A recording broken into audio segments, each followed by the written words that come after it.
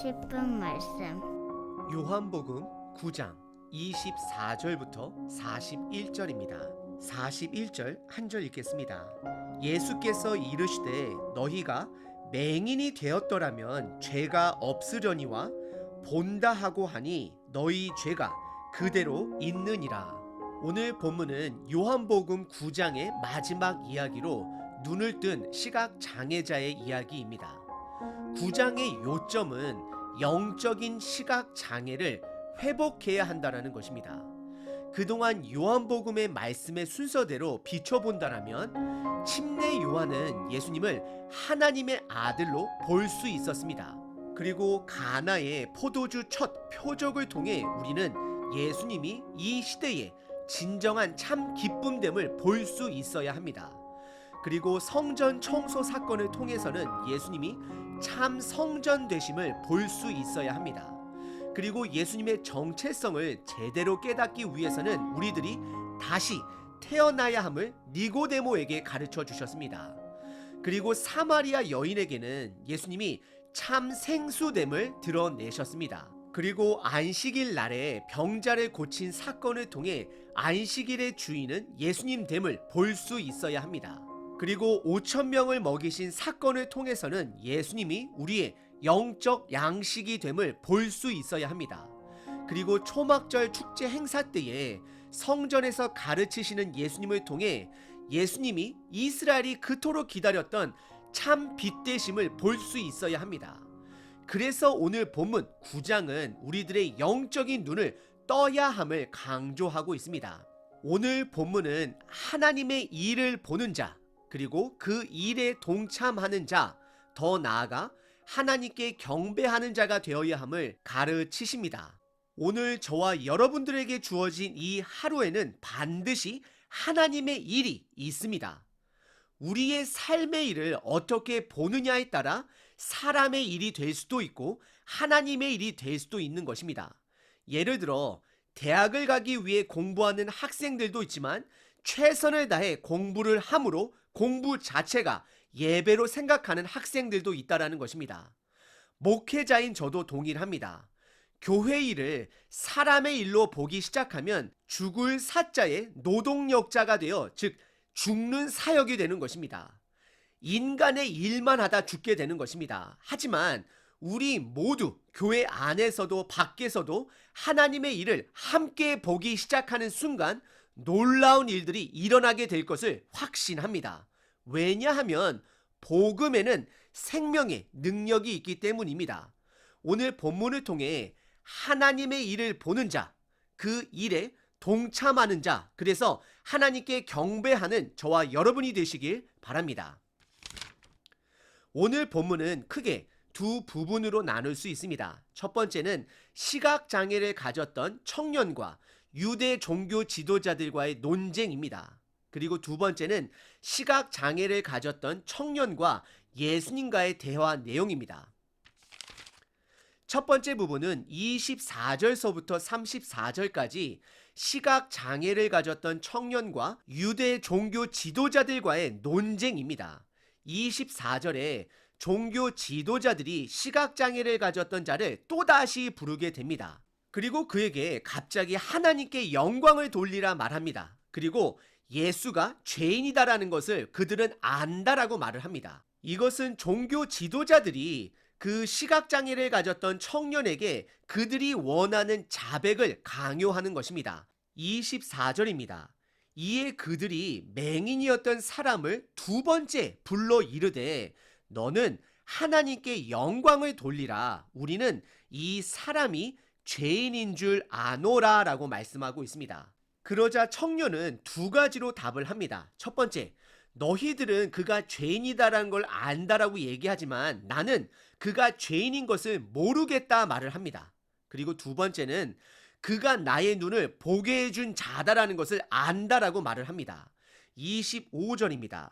대답하되 그가 죄인인지 내가 알지 못하나 하지만 한 가지 내가 아는 것은 내가 맹인으로 있다가 지금 보는 그것이니다 라고 고백하게 됩니다.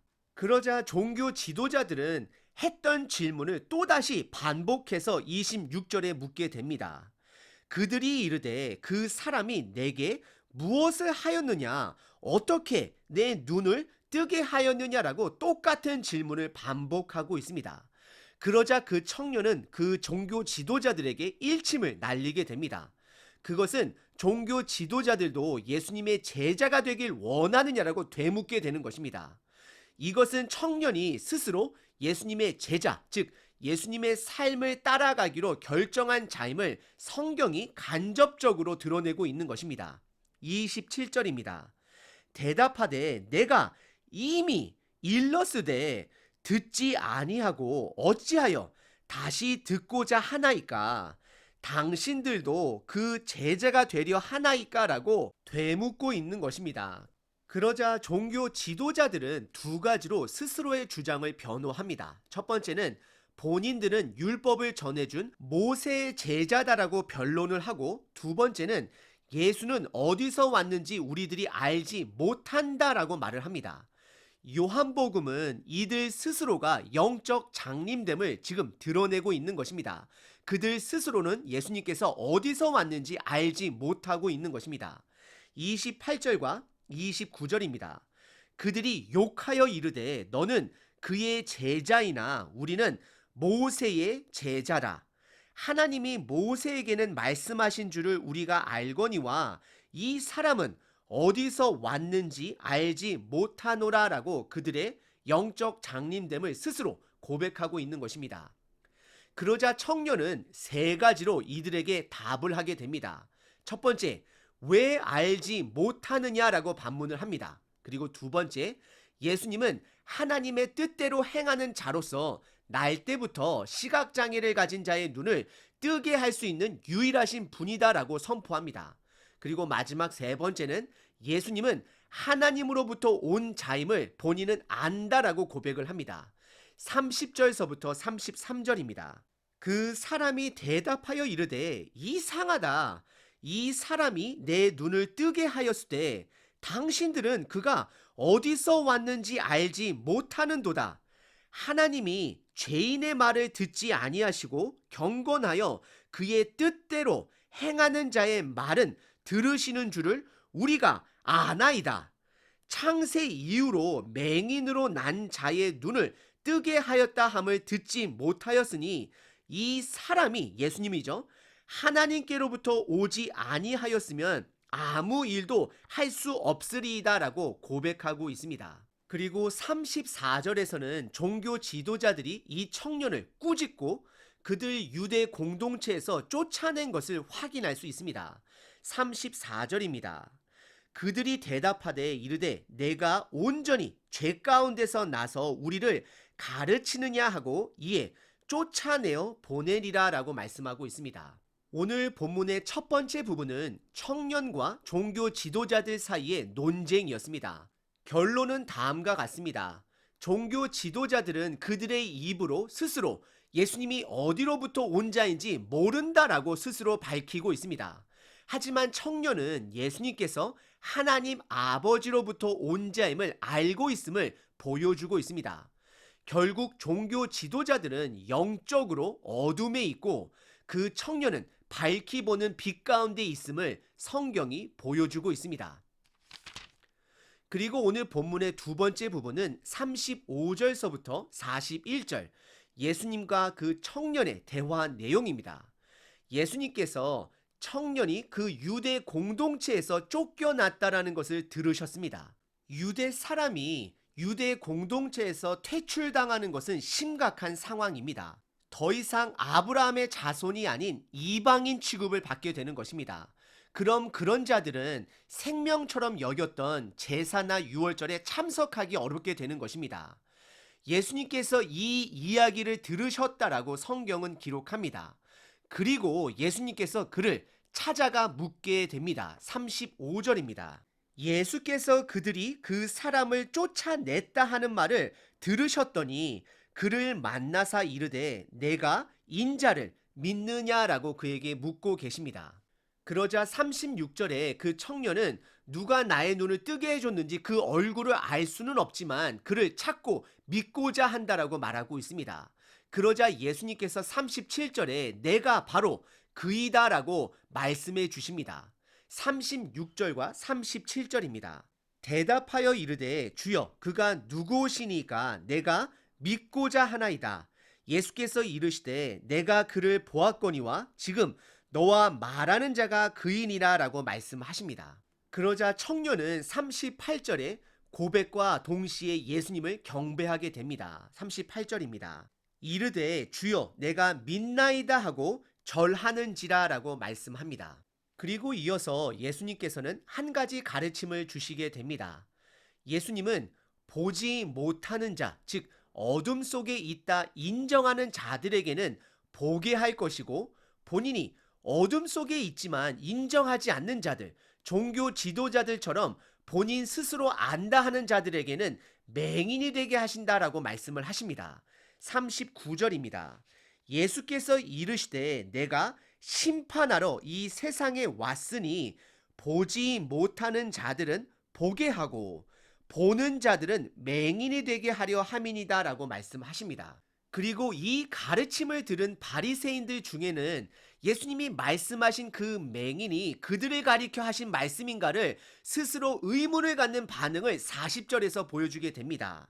바리새인 중에 예수와 함께 있던 자들이 이 말씀을 듣고 이르되 우리도 맹인인가 하며 스스로에게 묻고 있습니다. 그러자 예수님께서는 내가 알지 못한다라고 고백했다라면 죄가 없을 것인데 오히려 알지 못하면서도 안다라고 말하기 때문에 그것이 그들의 죄가 됨을 말씀하십니다. 41절입니다. 예수께서 이르시되 너희가 맹인이 되었더라면 내가 모른다라는 것을 인정을 했더라면 죄가 없으려니와 본다고 하니 알지도 못하면서 안다고 하니 너희 죄가 그대로 있느니라 라고 선포하십니다. 오늘 본문의 두 번째 부분은 예수님께서 그 청년을 찾아와 본인이 바로 그 육체적인 눈과 영적인 눈을 뜨게 해준 인자됨을 드러내셨습니다. 즉 하나님 아버지로부터 보냄을 받은 자임을 드러내셨습니다. 요한복음 9장 시각장애인의 이야기를 통해서 우리는 세 가지를 깨닫습니다. 첫 번째, 하나님의 일을 봐야 합니다. 두 번째, 그 일에 동참해야 합니다. 그리고 마지막 세 번째, 하나님께 경배해야 합니다. 그런데 그 하나님의 일을 보기 위해서는 내가 모른다는 것을 인정해야 합니다. 즉 내가 죄인인 것을 인정해야 합니다. 그러면 예수님께서 우리의 영적인 눈을 밝혀주실 것입니다. 하지만 보지도 못하면서 본다라고 말하는 자에게는 하나님의 일을 볼 수도 없고 예수님을 깨닫지도 못하게 되는 것입니다. 하나님의 일을 보기 위해서는 내가 죄인인 것을 인정해야 합니다. 전적으로 모든 것이 예수님의 능력에 달려 있음을 고백해야 하는 것입니다.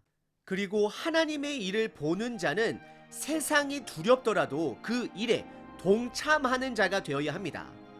이 청년의 부모는 하나님의 일은 봤어도 그 일에는 동참하지 못했습니다. 왜냐하면 세상이 두려웠기 때문입니다. 유대 사회에서 쫓겨나는 것이 두려웠기 때문입니다. 먹고 사는 것이 두려웠던 것이었습니다. 하지만 청년은 유대 사회의 시민권을 포기했습니다. 그리고 그것으로 예수님을 경배했습니다.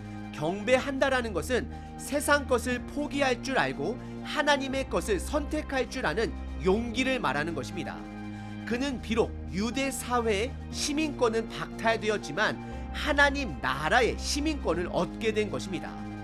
오늘 하루 하나님의 일을 보셔야 합니다. 나의 욕심, 나의 조급한 계획을 잠시 내려놓고 예수님이 주인됨을 인정할 때에 그분의 일을 볼 수 있게 될 것입니다. 그럼 그 일에 참여하는 저와 여러분 되시길 바랍니다. 그 일에 참여하기 위해서는 때론 이 땅의 유익을 포기해야 될 때도 있습니다. 그리고 그 유익을 포기한다 할지라도 이 땅에서 더 큰 상급이 없을 수도 있습니다. 그럴지라도 하나님의 나라에 가치를 두고 오늘 하루 하나님의 일을 보고 동참하시는 저와 여러분 되시길 바랍니다.